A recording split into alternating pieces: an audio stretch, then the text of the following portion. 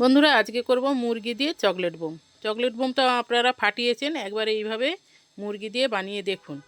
আমি এখানে নিয়ে নিয়েছি ধনেপাতা। ধনেপাতা এই যে টপ থেকে তুলে নিচ্ছি। তারপরে আপনাদের দেখাচ্ছি আমি একটা ফুলকপি বোতলের মধ্যে লাগিয়েছিলাম। এই দেখুন কত বড় ফুলকপিটা হয়েছে।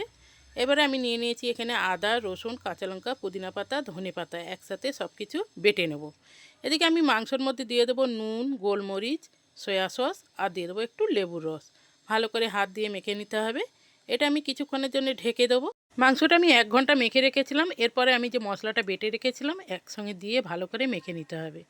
এদিকে আবার আমি কিছুক্ষণের জন্য এটা ঢেকে দেবো। এর জন্য একটা ব্যাটার তৈরি করে নিতে হবে। তার জন্য আমি নিয়েছি 2টো ডিম, নিয়েছি গোলমরিচ আর নুন, আর দিয়ে দেবো কর্নফ্লাওয়ার।